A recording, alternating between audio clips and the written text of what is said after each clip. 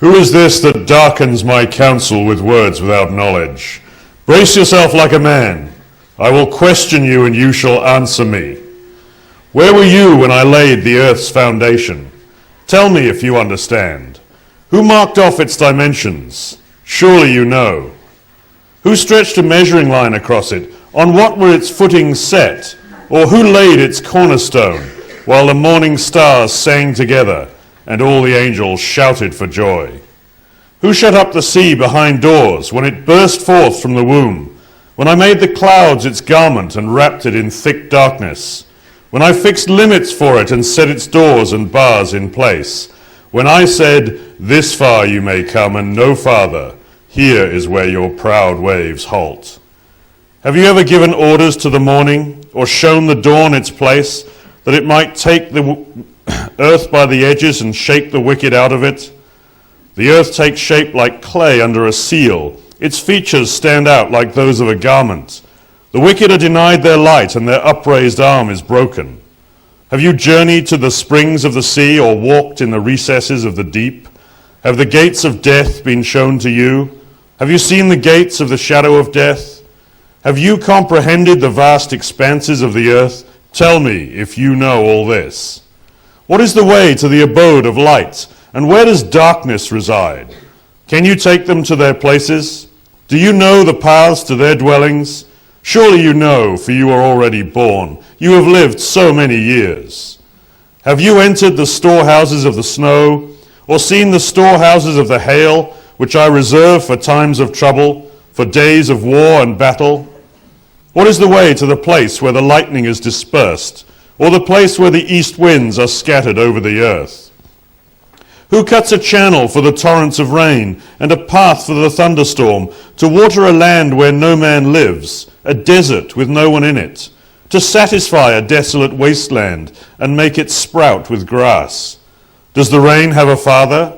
Who fathers the drops of dew? From whose womb comes the ice?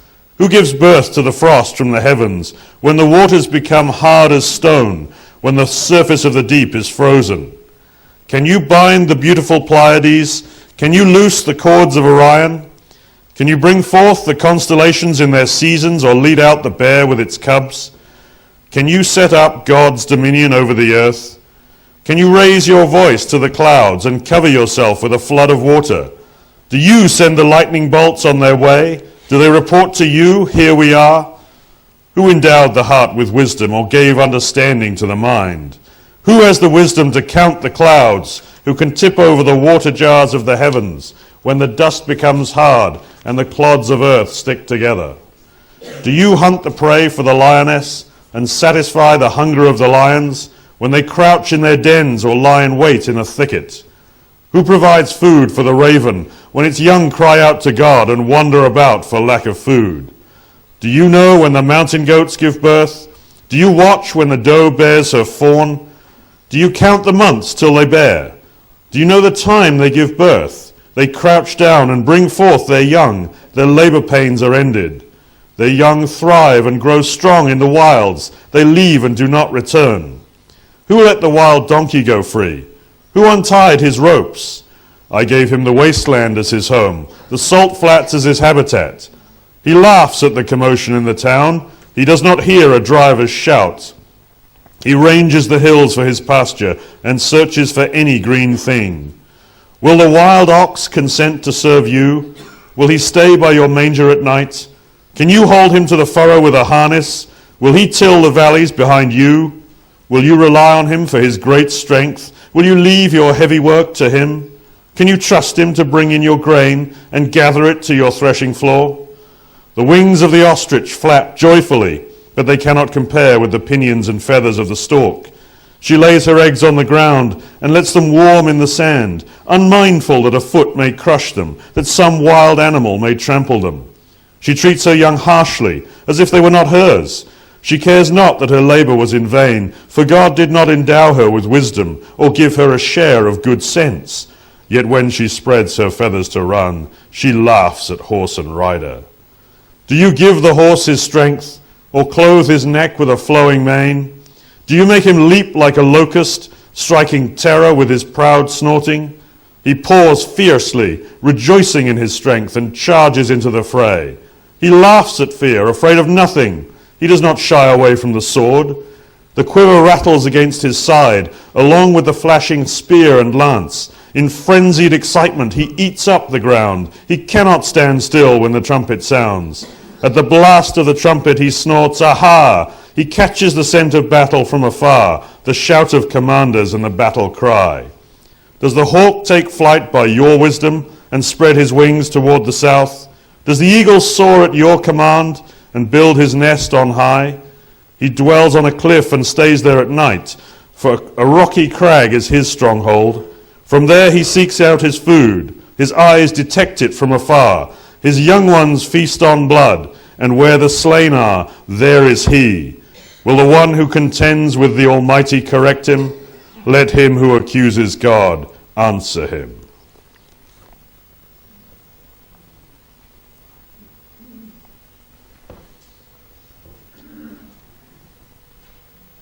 And that's the response, or the revelation, that God gives to Job. It's obviously a very powerful speech. It's obviously something that gives us all pause for reflection. And yet, as many have said, and I think rightly, it's a speech or it's a revelation that seems to leave us with more questions than answers as to how it's supposed to assist the man Job. Clearly, it is a statement of authority. The question is it any more than a statement of authority? We can easily see God's supremacy in that speech and the massive gulf that exists between his power and control and our own. The big question is, can we see anything else? What difficulties would you identify in God's speech in terms of it being an answer to Job? Any suggestions? God has so much power and control. That's right. God is merely, along with the revelation of his power, he is identifying himself as the one who has wounded Job, necessarily. And that's made clear to the reader at the beginning and end of the book, and it's made clear to Job right now, as Brother Trevor points out.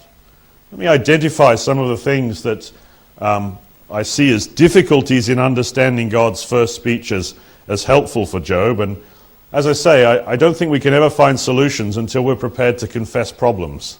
And that's perhaps a generically true statement. God appears to be off topic. Perhaps you would agree with that on first appearance. Job has essentially said, "Why have you destroyed my life?" And God says, "I can control all these animals." That does not seem to be a relevant answer. The topic is off topic in content. He appears to be off topic in tone, and this is very important. Job's questions, and I think Brother Matthew articulated this a few days ago when he was presiding in the readings.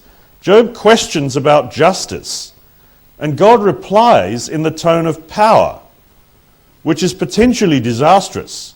It seems to preach the doctrine, might is right, to use the common phrase. A doctrine which is very prevalent in the current world, and I live in the country that identifies itself probably accurately as the world's sole superpower. So for that reason, if they want to smash a government they don't like in Afghanistan, they will simply go there and bomb the country until the government are dead or persecuted or hiding in the hills. What is the justification for doing that? The justification is because we can. Might is right. Is that what God is teaching Job? Because Job is hollering to the heavens, "Why have you done this to me?" And God seems to be replying, "Well, I can do anything I want." Which, while true, hardly seems to describe the character of a loving father. So God appears to be insensitive to Job's problems. That sort of extends naturally from the first two bullets, doesn't it? If God is just not going to talk to Job on the subject that Job is raising, you've seen that happen in normal conversation. You ask someone a question, they just sort of brush it to one side and talk about what they want to talk about instead. Is that the nature of our God also? Because God hasn't appeared to answer Job on the questions he's asked. And God's response also, if we're brutally honest with ourselves, seems incredibly unfair. He's sort of saying to Job, you can't have justice because you can't run the world. In other words, he's saying, Job, if you could sort of If you could send out the snowstorms and the lightning bolts and provide the food for the lions, maybe I'd treat you fairly. But you can't, so I won't. It's a big question. It's a question that well deserves answering. And part of the reason these questions deserve answering is because you might be on the receiving end of them one day from a friend of yours who says, well, of course I don't believe the God of the Bible. These are my questions. What are your answers? So we need at times like these in Bible studies to get together and make sure that our iron is sharp so that we are in a position to say, but there are answers. In fact, in a way, if that's true, it's the ultimate catch-weight contest, isn't it? Job certainly has been foolish enough to jump up and put up his fists and try and box God. But in God's first speech, to our great surprise, it seems that God has said, okay then, and climbed into the ring. And whereas in the world, guys who weigh 130 kilograms are not permitted to climb into the ring with guys who weigh 60 kilograms, this is seen as unfair.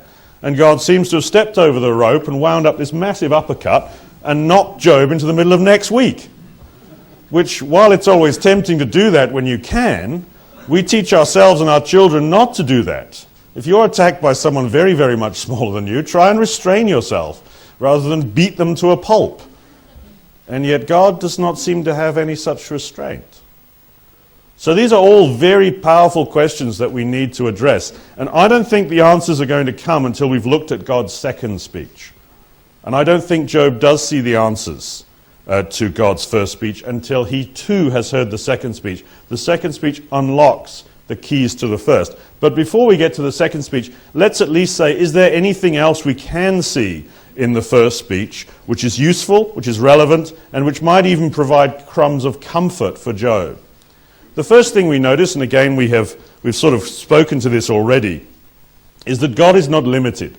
God does not owe us anything. This much comes out of the first speech quite clearly. In fact, if his name is I am or I will be, which is merely an expression of being, then by definition that phrase I am is unconstrained.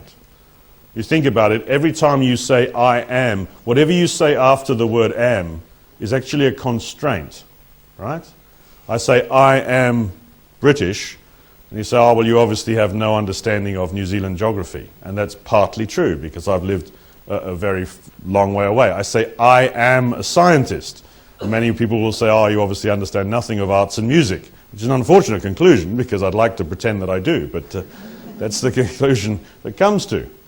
And they say, you know, I am male, and all sorts of assumptions are made about what I can't understand. But never mind. So I am, anything that follows that is a constraint, it's a limitation. Therefore, the being that says I am, by definition, makes no constraint. So God is unconstrained.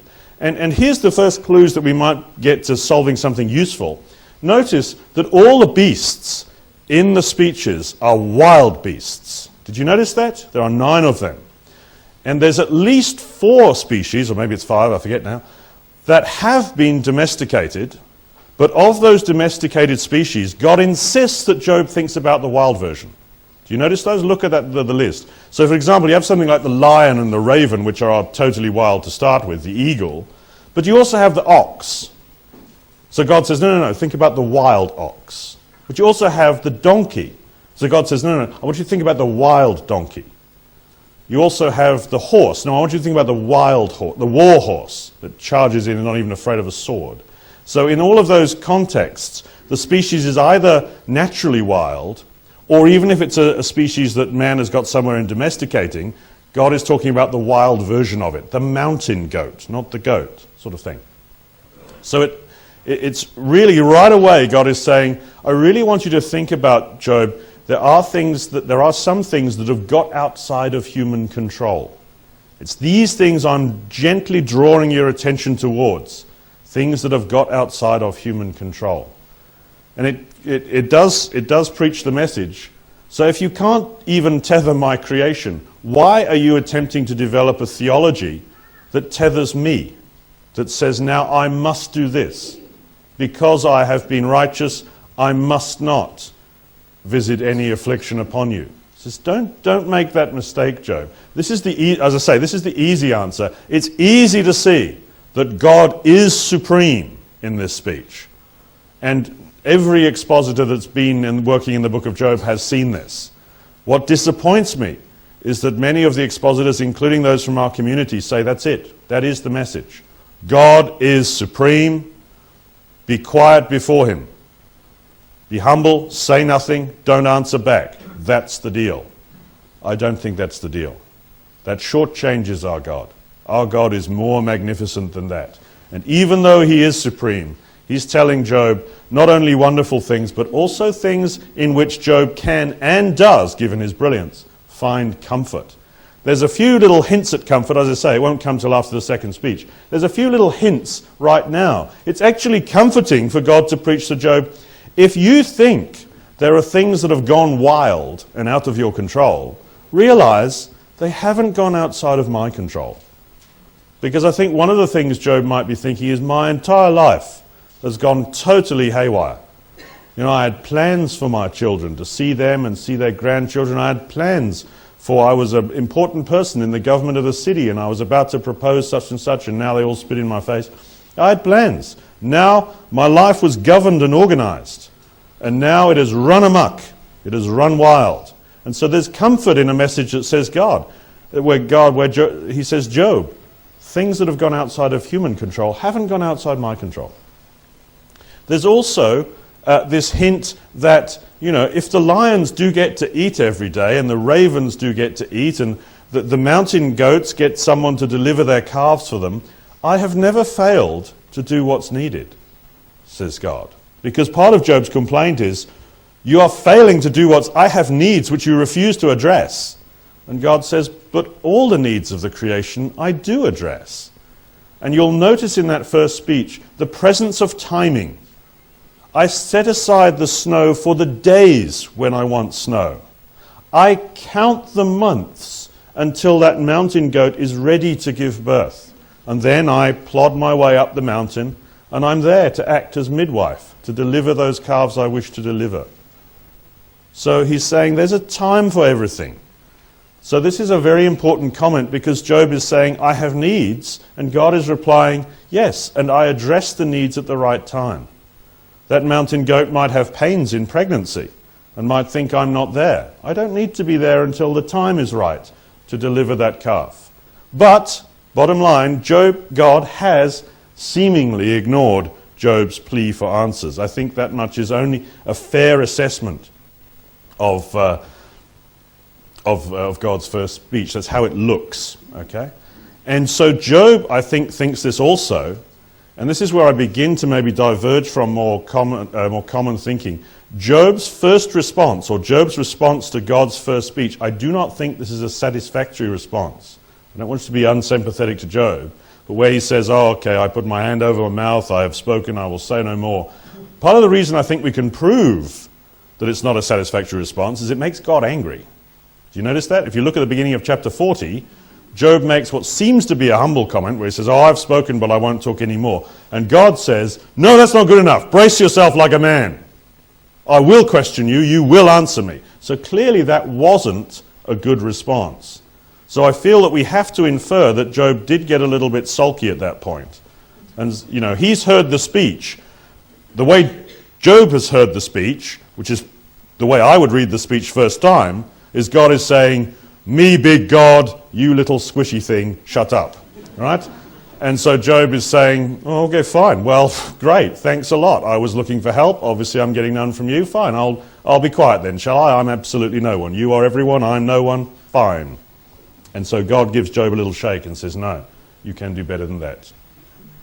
Let's notice also, this is a bit of a strange detail to bring up, but it's going to prove very relevant. Because the natural creation is very innocent, isn't it? It is devoid of moral features. But God has actually given a slight moral slant to the natural creation in his first speech. I want to emphasize that. Many times in the Bible, 7, 8, 9 times, I forget the exact number, God is called the Lord of heaven and earth and sea. And we understand why. The entire creation is in fact developed on that threefold platform. Even the 6 days of creation actually cycle through that triangle just on 2 times in terms of the arena in which it operates. Look at the beasts that I mentioned. There are 9. So you think, 9 beasts. He's the Lord of heaven and earth and sea. And you're already, if you're like me, you're running ahead and say there's going to be 3 of each. There's going to be 3 from heaven, 3 from earth, and 3 from the sea. He talks about the lion. He talks about the raven, a bird. He talks about the mountain goat. He talks about the wild donkey, the wild ox, the ostrich, the horse, the hawk, and the eagle. And that's it. That's surprising. He's the Lord of heaven and earth and sea. And all the beasts that he says he controls before Job, he talks about only his control over heaven and earth.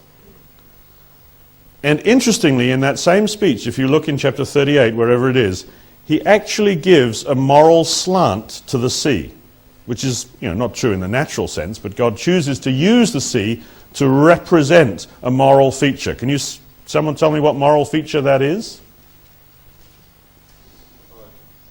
Pride. That's interesting, because that's been the subject all along. He says to the sea, I kind of need to keep my eye on you, don't I? I need to set bars for you. Here is where your proud waves halt. I have to mark off those delineations. In fact, later in that same chapter, he will call the sea the place of death, or the gates of death. So God has chosen to represent the sea as an evil thing. Not that it is in any way wicked in its own sense, but it has pleased the Lord to take that feature of his creation and say, if I want to represent pride, I'm going to talk about it being located in the sea. And in the first speech, he doesn't talk about any beasts that come out of the sea.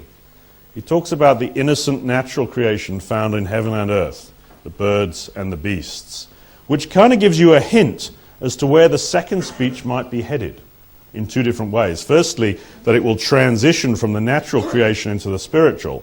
And secondly, that if he's identified the sea as the source of pride, he might be going on to talk about a big, powerful beast that in fact comes out of the sea, and therefore we already can guess what it represents. The sea is shown to host pride, and so we can guess maybe pride will be the finale of that second speech. There's a developing focus on pride. Have you noticed that? Elihu, who was the one who introduced God's word, identified pride as being the fatal feature for man. He says a lot of things, so it's easy to miss it, but Elihu says, God may speak in men's ears and terrify them with warnings, but he says God has a purpose of salvation. He wants to turn man from wrongdoing and keep him from pride, to preserve his soul from the pit, his life from perishing from the sword. So Elihu is actually identified, he says pride is actually fatal. And that's the reason that God might do impactful things in a man's life, to turn him from pride. And now we've just read the first speech, and we've seen the sea identified, and that's the only moral feature that's given in the entire speech. Seriously, scan chapters 38 and 39. You will find no other moral features, good or evil. The only moral feature that features is pride. And then God makes comments in the interlude. The interlude, by the way, is just that little bit where God and Job have a little interchange just before the second speech. That's what I call it. You can call it anything. And do you notice what God focuses on? Here then is Job's answer, and I suggest to you it's an unsatisfactory answer because it doesn't please God, and God doesn't say, oh, you have spoken of me that which is right at this stage. So Job is saying, I am unworthy, how can I reply to you? I put my hand over my mouth, I spoke once, but I have no answer, twice, but I will say no more. And I'm suggesting to you he's not saying that in a good spirit. I think he's completely beaten down. He realizes God is his last chance, and he now finally thinks, oh, and God sold me down the river as well. He's not going to help me, he's just going to say he's the boss. I give up. He's thrown in the towel. And so God says, then the Lord spoke to Job out of the storm, brace yourself like a man. I will question you, and you shall answer me. Do you have an arm like God's, and can your voice thunder like his? Look at these words. I've emphasized them as you see.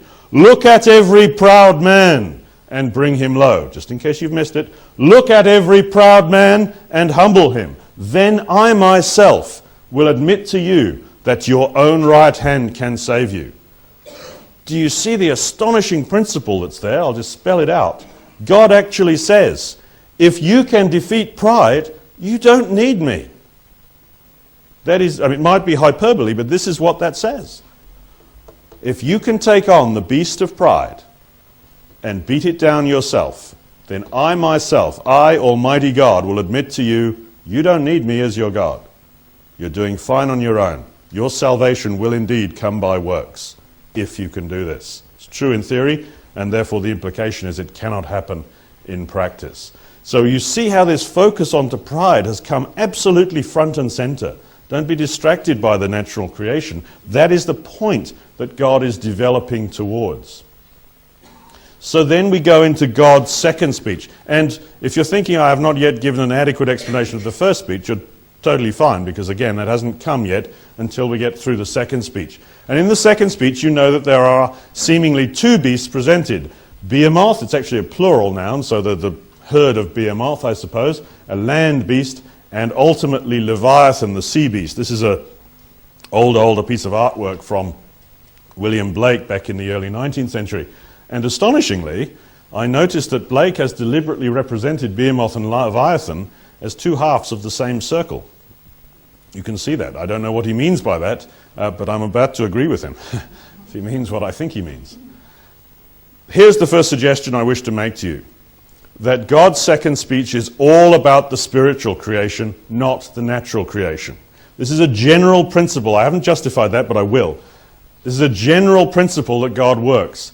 From 1 Corinthians 15, first comes the natural creation, then comes the spiritual creation. In anything God does, first there is the natural kingdom, then there is the spiritual kingdom. First there is the natural man Adam, then there is the spiritual man Christ. First you are born of your mothers, then you are born of water and of the Spirit. Always this way. First Jesus feeds the 5,000, and then he tells them he's the bread from heaven, etc. The examples flow through the scriptures. First there is the Old Testament, then there is the New Testament. The natural and then the spiritual, every time. And God gives two speeches. So I think it's entirely natural to say, first there is the natural creation, then he wants to talk about the spiritual. Let's justify that. And we need to spend a little time here, because so many expositors of the book of Job will suggest that the second speech is just two more animals.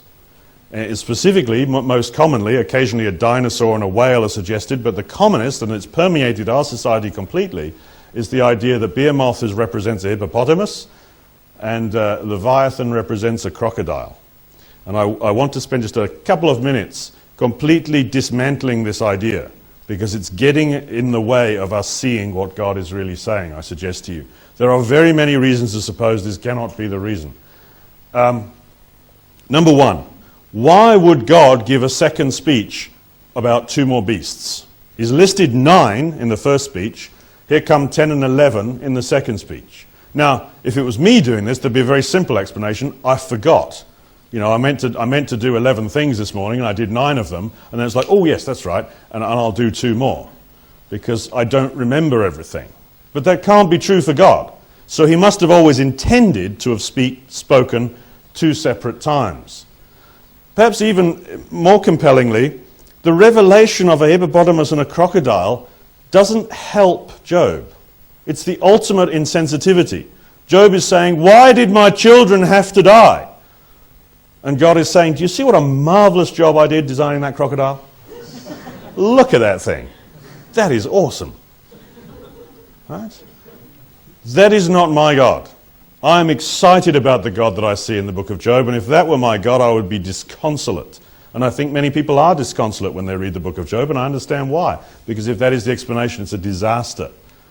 Point 3, how did that convince? We know that the answer Job gave after the first speech, he was beaten down and disconsolate. How then would the revelation of a hippopotamus and a crocodile have helped? He's already mentioned the lion and the raven. We're now supposed to believe that God said, do you realize I made the lion, I made the raven? And Job's like, yeah, but how does that help me? And then God says, yeah, but I also made the hippopotamus. And Job says, oh, that makes sense now. I've got it. Absolutely, how silly, right? This does not make any credible sense, that this is just 2 more beasts. The hippopotamus and the crocodile would not convince if the previous 9 beasts did not of anything. Another point to notice, they don't fit the descriptions. You notice from chapter 40, Behemoth has a tail like a cedar tree. Now, how many people have actually seen a hippopotamus in real life? Right, okay, so hopefully you are now disabused of this notion that that's a hippopotamus. The tail is this flabby-looking thing about the size of my forearm, and the occasional little curl to it. And now apparently the thing is quite strong. I asked a zookeeper that, but really, saying that it's like a cedar tree is probably a bit of a stretch. Now, Leviathan, fire streams from his mouth. Please, no. And smoke coils from his nostrils. This is not an accurate description of these beasts. They are not physical beasts. Also notice there's a fundamentally different content between speech 1 and speech 2. Let me put that examples in front of you. The beasts of the first speech are described according to natural characteristics, but the beasts of the second speech are described in terms of personality, in terms of character traits, what you might call spiritual characteristics, and they're always presented in terms of the relationship they have on man. Let's look at the evidence. There's just a few clauses pulled almost at random from all the beasts in the first speech. They hunt prey, they satisfy their hunger, they crouch down to give birth, they range the hills, they lay eggs, they spread their wings to the south. These are clearly natural features of natural animals. But when you look at the second speech, you see a very, very different set of descriptions. They don't match the descriptions on the left-hand side at all. You're talking about something that clearly spends a lot of its time wrestling with man. Successfully so. No man can capture him. Look at that second one. He won't beg for mercy. That can't be an animal. There's not an animal on earth except man who understands the concept of mercy. You can't make a pet of him.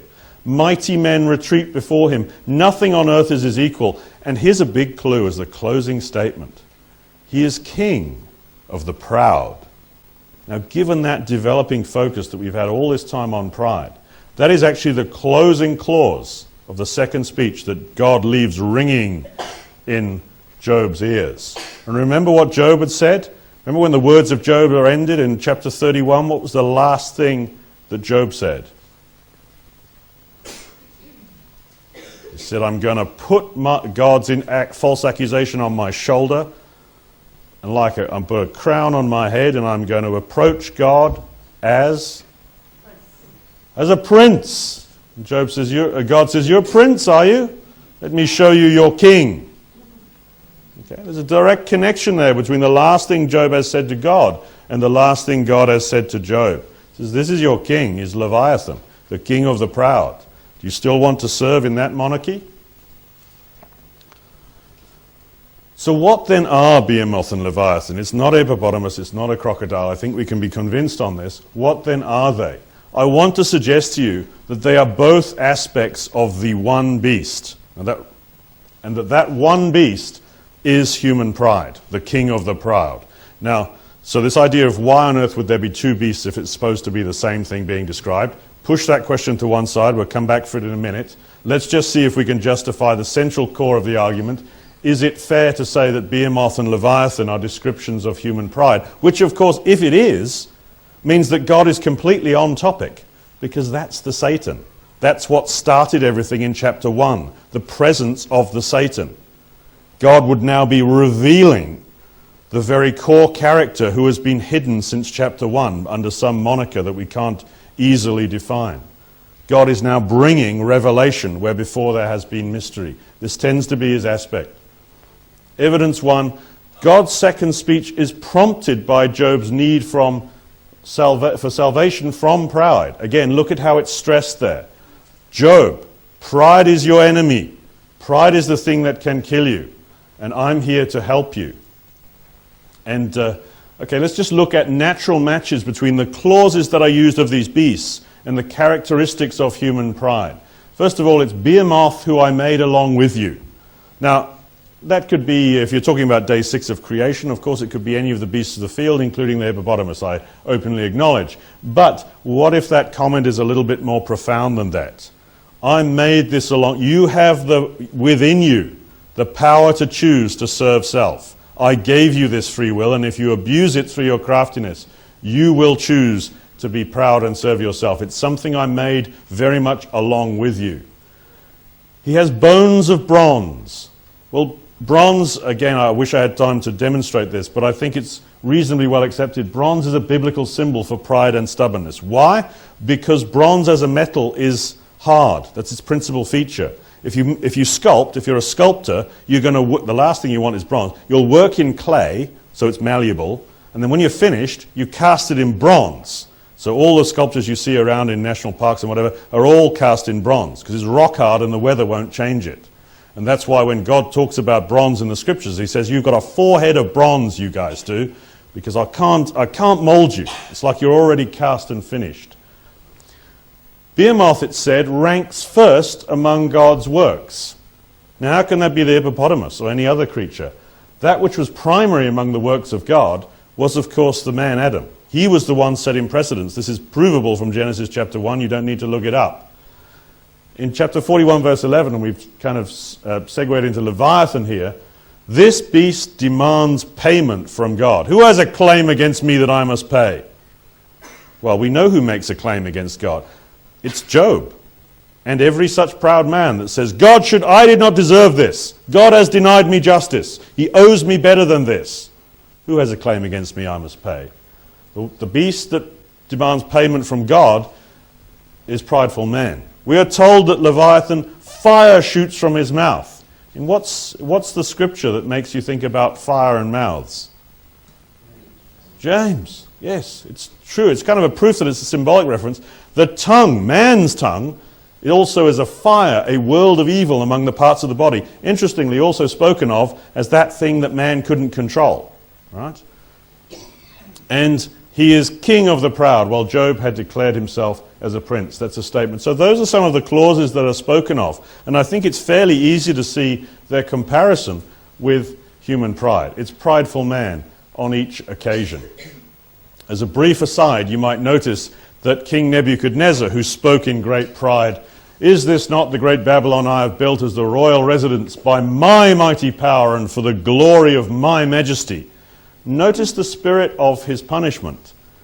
God could have done anything to him, but what God said was, I'm going to make you live like a wild animal.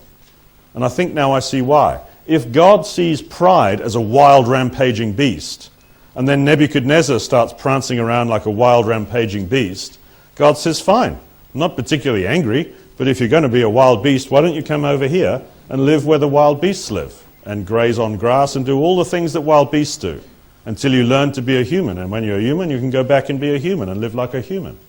Man's pride is the wild beast. So God's first speech concerns wild animals of the natural world that only he can tame, but God's second speech concerns human pride, the wild beast that only his word can tame. And the point is, this helps Job.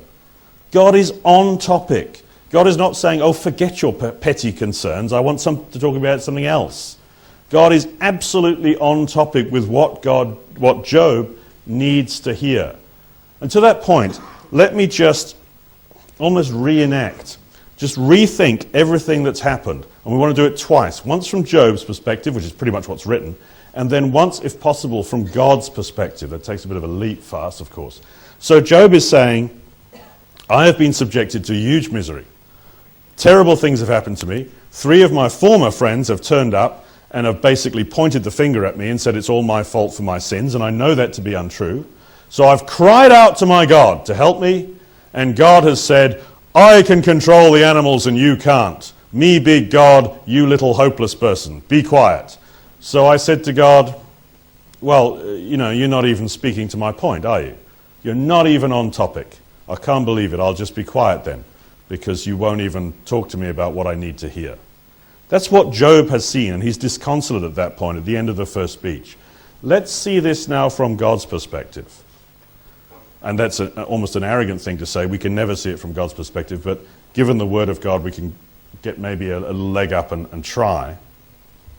God sees pride as a wild, rampaging beast. He sees that beast has essentially consumed 3 men that he figures he can otherwise save.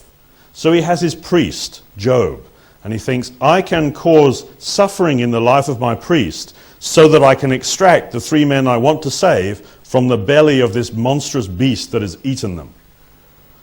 And so as he's working with this, and he has to bring them into proximity, then his priest makes a poor decision. And his priest says, oh yeah, I can fight these people. I can fight this beast. But Job is only fighting the intellectual arguments of the friends. He hasn't seen the beast. This beast, though massive and rampant and thrashing, is invisible to Job. We're looking on the spiritual plane. And so God thinks, oh, this is not going to go well. My dear son and my chosen priest has decided to engage with the Satan, and he's only a righteous man. He can't win. And so the Satan, pride, infects Job and grabs Job. And so this wild beast has now got Job in his teeth and is kind of thrashing around and shaking him, and Job is ready to die. And this is the point where God says, I need to intercede, because the wild beast, think of a massive beast that would fill this platform, has got Job in his teeth. And so it's at that point that God walks up to this situation, this beast that Job can't see, but he's in the mouth of, and sort of taps Job on the shoulder and says, Job, do you have much luck controlling wild beasts? You can see why he says that. And of course, Job can't see why God would say that, and say, what are you talking about wild beasts for? I'm talking about why am I suffering? I give up. I'm not talking to you. I'll just shut up then. And that's why God gives Job a little shake. He says, no. Man up now. Brace yourself like a man. You can answer me. You are my excellent disciple. You can do better than this. Do you have much luck controlling wild beasts, Job? Because if you can't control the beasts of the natural creation, what about the wild beast, Job? The wild beast. Let me give you a few clues as to the wild beast. Let me describe his strength and his scales. Let's see what happens. Have you seen this beast anywhere, Job? And so brilliant is the man Job. He gets it. And he sees the spiritual scene on first hearing of those two speeches. And he realizes, I am in the jaws of Leviathan. My God hasn't turned up to rebuke me. My God has turned up to extract me. He's here for my salvation. And if he can see the beast, then by extension he can see the beast in its previous workings. This beast was killing my friends. I have been brought to save them. How can I think God treats me as garbage? God has chosen me as the very vessel to extract my three friends who would otherwise die from the belly of this beast, the beast that's now got me in its jaws. I am highly honored. No wonder I need all this suffering to come upon me, because else otherwise it would not provoke the pride of my friends to come to the fore so that God could judge it and excise it. I am an integral part of God's plan of salvation for three people who I love. Although I feel a bit mad at them today, but I love them. Wow, what a revelation. And so he sees God's speeches right from the first word to the last have been absolutely on topic and have completely explained why all those sufferings needed to come upon him, albeit in this very arcane language, which has allowed Job to see what the central thread of the argument has always been. Since we can't control the wild beast, the word of God must come along to kill it for us. If we fight it, even if we're righteous, and we're not as righteous as Job, we will lose. And Job sees all this. And so he sees, I've been helped. I've been saved. And so his second answer is very different from his first. God is helping Job, not belittling him. These speeches are not designed to communicate God's supremacy. In everything God does, he gives evidence of his supremacy. This is never to be denied. But the speeches are designed to bring Job that understanding of how much he is loved and how much he has been helped. Can Job control the wild earth? Is the foundation for speech 2. Can Job control the wild beast? And Job understands his answer. Leviathan has been roused, and because of the coming of the word of God, defeated, and he has been saved. Surely, says Job, I did speak of things I did not understand, things too wonderful for me to know. And I suggest to you he is in a joyous frame of mind when he says this, because now he sees a reason for all that has been. My ears had heard of you, but now my eyes have seen you. Now there's a major fly in this ointment that we're going to deal with tomorrow. The one thing Job must not say, if I'm right, is now I despise myself and repent in dust and ashes. Right? Because that's not common with the mindset I'm trying to present. So let's just tear that verse out and throw it away, which is always what you need to do if you come to an inconvenience in the Bible. Okay. No, let's worry about that verse tomorrow. For now, it won't be tomorrow, it'll be this evening. Let's worry about that verse in the next talk. For now, let's not concern ourselves with it. For now, let's enjoy and celebrate the fact that I suggest to you that Job is relieved and joyful. How could a proximate experience of one's Maker cause you anything else? All of the writings to date say once you've really met God, you tremble and you shake and you crawl away on your knees and you realize you're disgusting. Well, whilst that aspect may be true, I don't think that's the experience of our Maker that God desires for us, because else that would be all that the kingdom was about, knowing how vile we were before. No, there is a far greater joy in meeting one's Maker than that. But I think Job realized what a foolish comment it must have been way back at the beginning when he says, I curse my birthday. May those who curse days curse my birthday. Those who are ready to rouse Leviathan, because Leviathan surely was roused and came along. And there it is with Job in his very jaws as he boasted about strutting around in front of God like a prince. So the last point we need to address today is say, well, okay, fine, I might accept that, but goodness me, there really was a Behemoth and there really was a Leviathan, and these were two different beasts, so you're just trying to sort of shove them all together because you've got one thing to say, and you're cheating a bit. Why would there be two evidently different descriptions of the same beast, or different aspects from the same beast? Well, part of the reason we have to resolve these two beasts as one is because both of them are described as number one. You can't have two different beasts who are number one.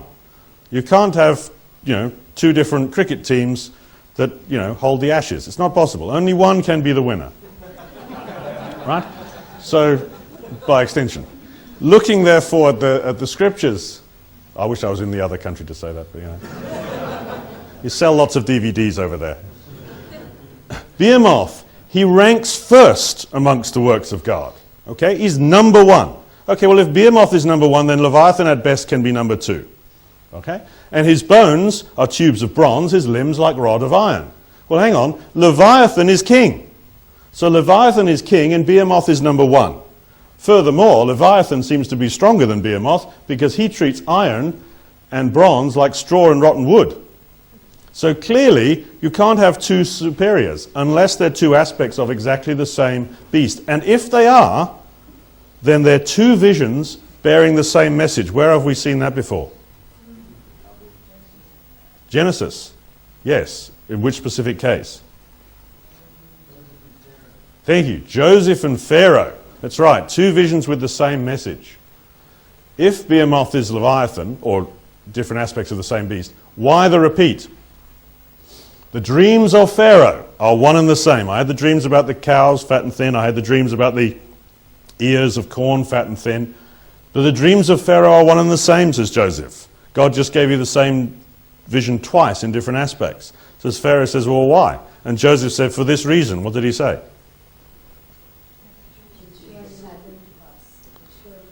It will surely, exactly, there are two reasons. Thank you, Maria. That's one of them. It will surely come to pass, and the other one I heard from over here.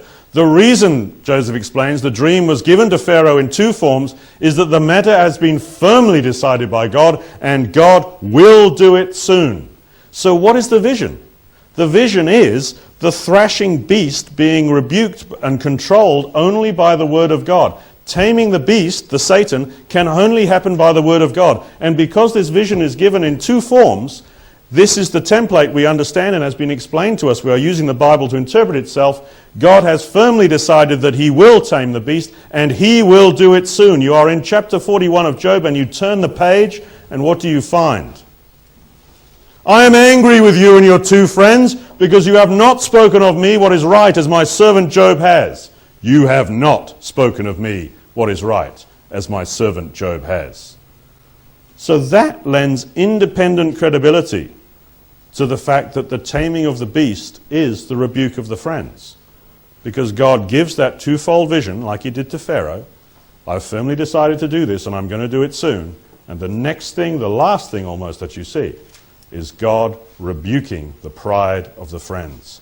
And that makes everything, the entire book now, from chapters 1 through 42, is on the same topic. There's no random loose ends.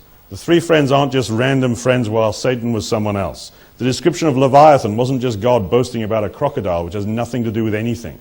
Right? All of this ties together as one coherent storyline.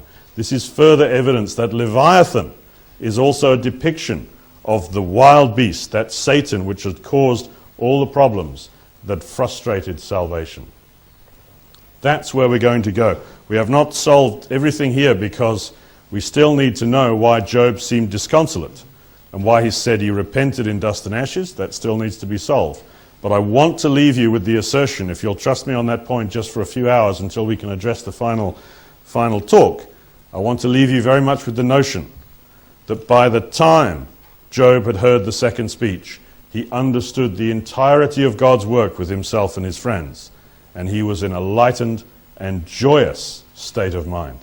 This is a good story that God has given us. And not when I say story, I don't mean that as a belittling word. This is a beautiful account of how God and how those who are resonant with God are brought to a happy state by a proximate experience of their Maker. And that's a very intentional message that I would happy to leave with you on January the 1st. And with that, have a very happy new year.